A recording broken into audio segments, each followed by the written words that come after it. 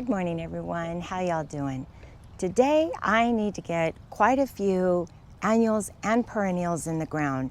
I haven't been able to make a video for a while. My mom fractured her fibula 6 weeks ago, just before our youngest graduated from college, and she's been in a boot, and I've been making sure she gets to all her doctor's appointments and grocery shopping, and so I haven't been able to get out in my garden much, and that's okay, but I have a little bit of break in my schedule, and most of these I picked up on clearance, and so some of them look a little bit worse for wear, so we're going to try and get as many as we can in the ground today.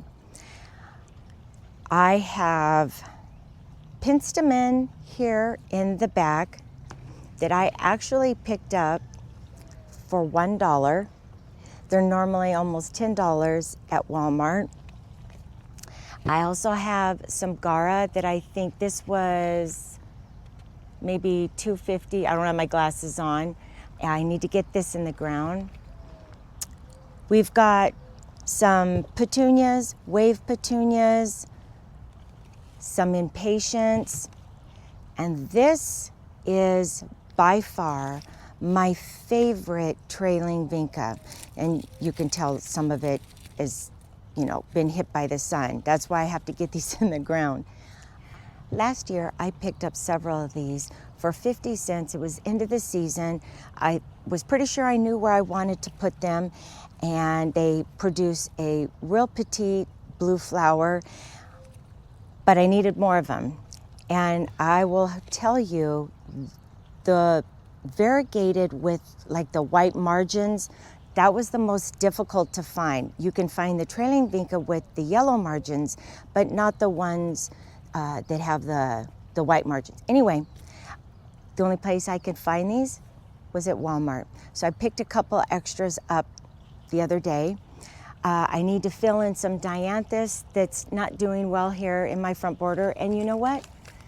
This is how I buy them. Just these little 6-packs at Home Depot. And these I didn't pick up on clearance. Supertunia Vista bubblegum. I planted the majority of them, but I have a few left. So these vincas are going to go to my mom's. Some coneflower. Some Torrinia. This is the first year I've ever used this plant. I think it's brand new this year. I have it in the back garden near my Merit Supreme hydrangeas. It's in a hanging basket. I'll have to make sure I show it to you. It's just overflowing with blue flowers. I think it's the perfect location, and I want to put some more in a different basket. I also have some salvia that I need to get in the ground. And for the first time in our area, I've seen gomphrena. So I picked up a couple of those, not sure yet where I'm going to put them, but I have several plants here. Oh, and a 6-pack of Avovulus. I have 3 in the back that are from Proven Winners. This is a 6-pack just from the garden center, and I want to add to it. So I picked up some of these. This performs very, very well in our heat and direct sun. I think I'm just going to get them all in the ground. I'll be in the front garden and the back garden, and it's just after 6:30, so I'm trying to get out here before it is in the 80s and 90s. I think it's 75 right now, and within a matter of 30 minutes it's going to be, I think, 85. So it heats up super quick over here. But I'm going to get them all in the ground, and then I'd like to go over the stats of each of these plants and show you exactly where I put them.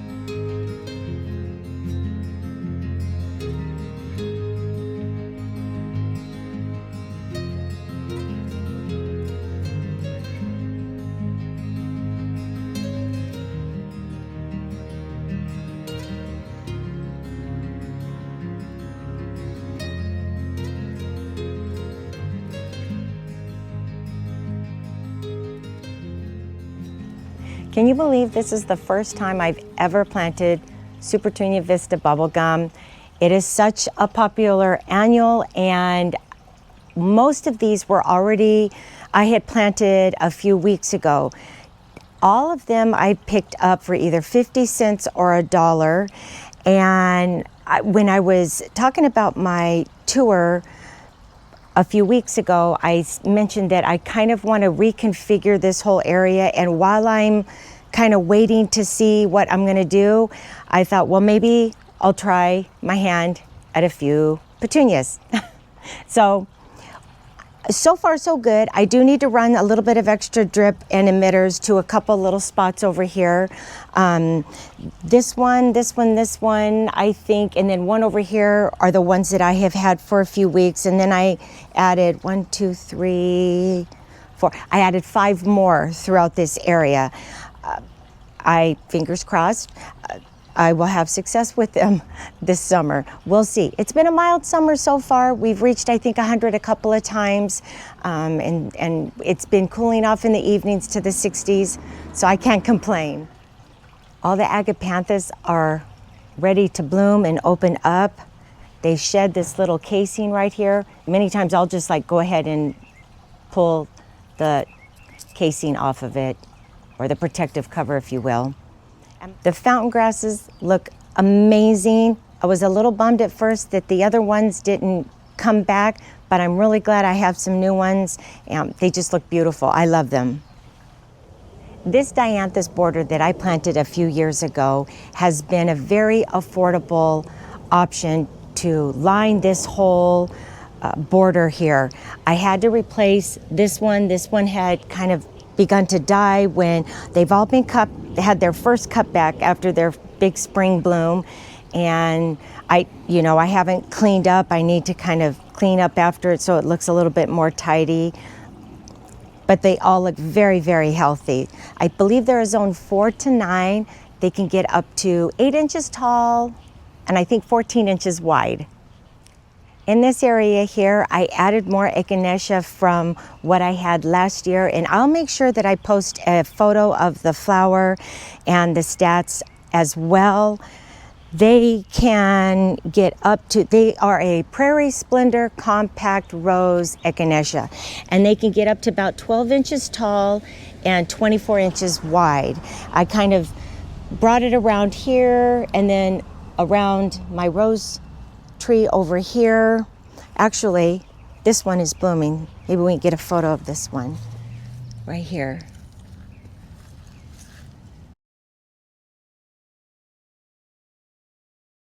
So far, they've done very well. Again, I need to add a little bit more extra drip and extra emitters just due to our very hot summers. And we also have water restrictions here. And I try not to talk about that too much, but we can only water certain days, and of the days that we can water, we can only water during certain times of the day. So I try to work within those parameters.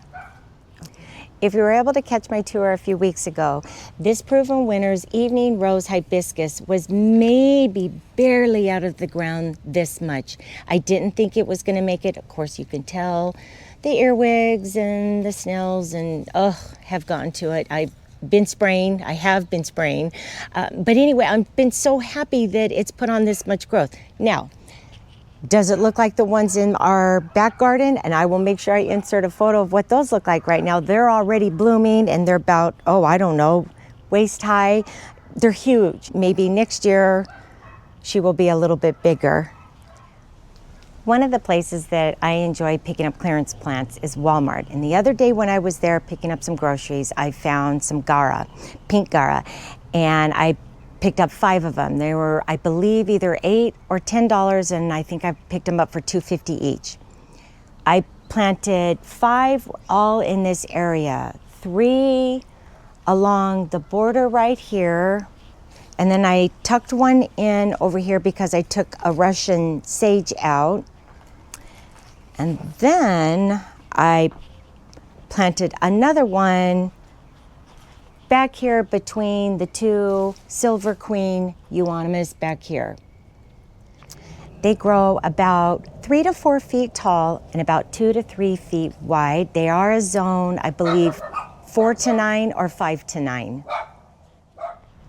I just wanted to show you real quick our zinnias. This has got to be one of my favorite annuals to put here in the walkway. Within a matter of time, they'll start to spill over the walkway. They'll probably come out this far. They perform so well in our heat and the sun because by the time it gets to the middle of summer and it's 105 or 110 and our nights don't cool off into the 60s or 50s, maybe 80s, low 80s, high 70s, they just are a great performer if you live somewhere where it's hot.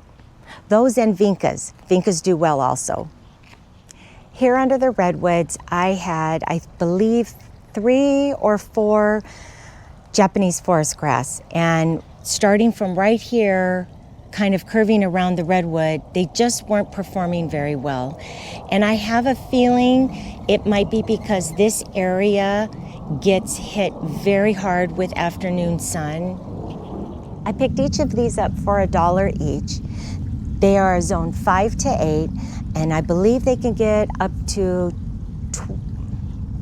12 inches. Is it 12 or 24? I'll put the stats on the screen, tall and wide. This is the first time I've ever planted them. They do take our heat and our sun, and because it's, you know, everybody has some of those places in your garden where it's shade and sun, and so you have to find that balance. These do, I think, these Japanese forest grass do much better because for whatever reason the sun just kind of cuts off right about here, and these are shaded. So we will see. And I wanted to also show you, I went ahead and deadheaded this first one, and then I haven't done these quite yet because I wanted to show you what they look like in the ground. But I will come back in as soon as I'm done filming, and I will go ahead and deadhead the rest. Being that this is the first time I've planted them, I've done a little bit of reading on them. They are supposed to produce new blooms if I deadhead them. So I'll keep you posted and let you know how they do right here under our redwoods. I'm always surprised that all of this is growing under here because the redwoods take up so much water and their roots are just everywhere. And maybe that was a problem for the forest grass, I'm not sure. But for $1 each on the plant, I'm willing to try the Penstemon. Of the 4 forest grass that I pulled up from under the redwoods, one was just completely gone, but I bunched up 3 of them together and I put them here.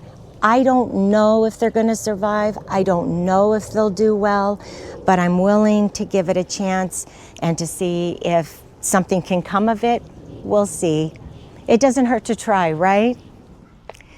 Hopefully my mom gets her boot off of her leg. I know it's been frustrating for her, but when she fractured her fibula, it was 6 weeks of the boot, and so fingers crossed, if the boot comes off, maybe I can film some more videos because I've been concentrating a lot of my time dedicating it to her and making sure that my mom's doing okay.